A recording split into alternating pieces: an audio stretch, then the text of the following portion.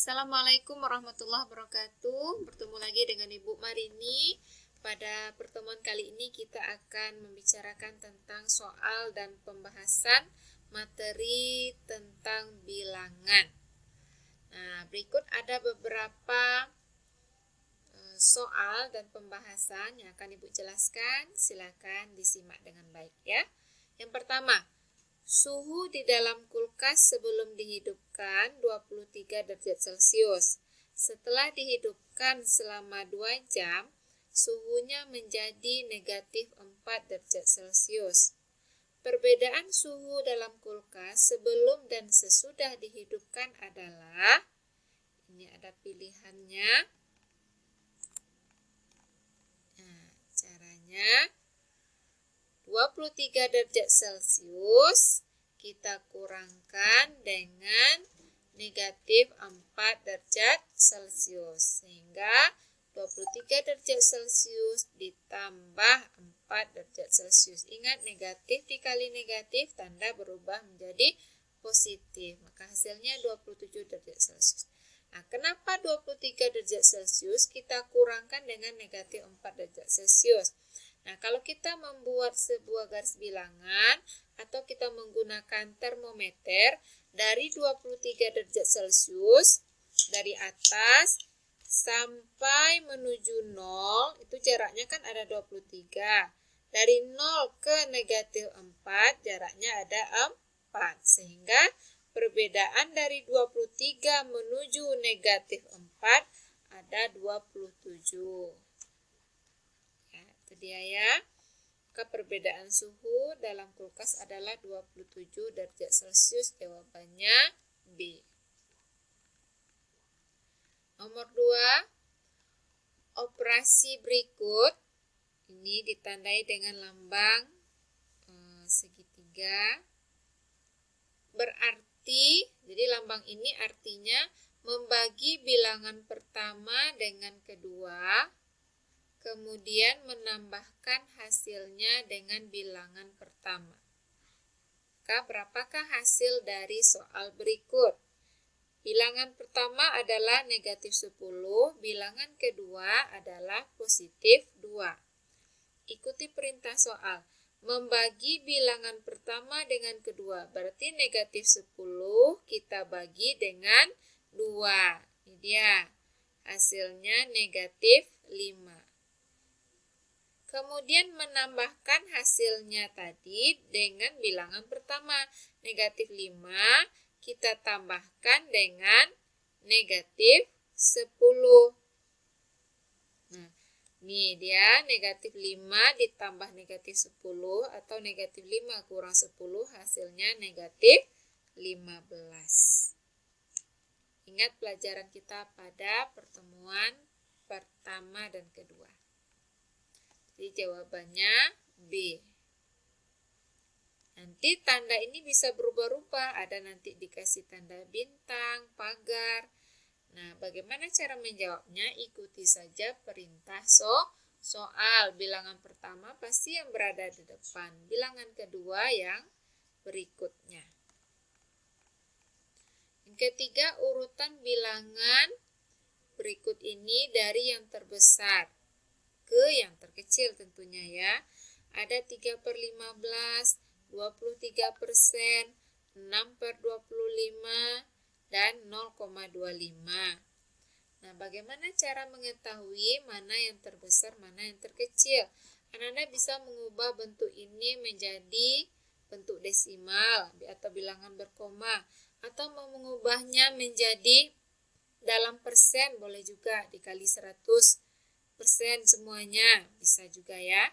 Nah, pada kesempatan kali ini Ibu mengubahnya menjadi pecahan desimal. Nih, yang pertama 3/15 kita ubah menjadi pecahan desimal, jadinya 0,2. 3 dibagi 15.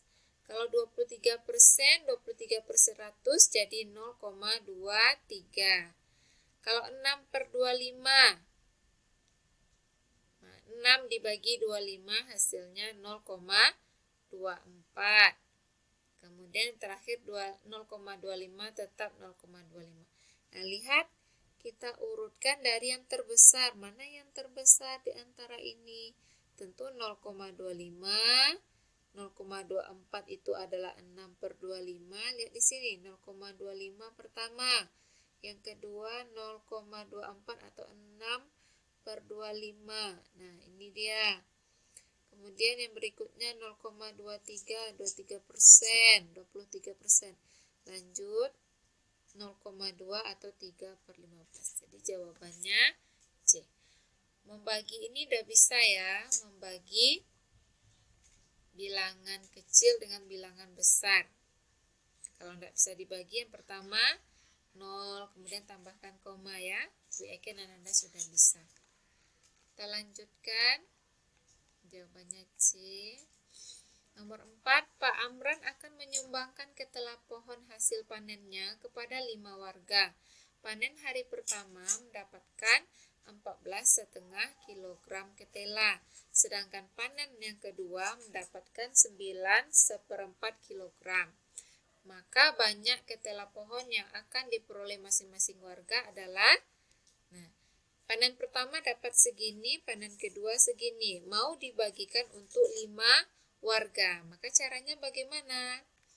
Kita jumlahkan dulu 14,5 kilo dengan 9,4 kilo. Ini dia 14,5 tambah 9,4.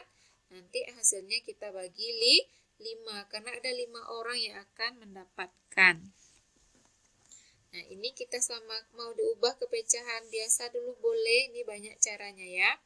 Caranya 2 dikali 14 28 tambah 1 29/2 karena penyebutnya 2. Kalau yang ini 4 kali 9 36 ditambah 1 37/4 karena ini penyebutnya 4. Kita samakan dulu KPK-nya 2 dan 4 adalah 4. Yang 4 dibagi 2 hasilnya 2 dikali 29 jadinya 58. 4 bagi 4 1 dikali 37 hasilnya 37. Maka kita jumlahkan ini dapat 95/4. 4/5. 4 dan 5 bisa kita kalikan. Nah, ini sebenarnya kalau dibalik-balik bisa juga ya. Ini cara cepat saja.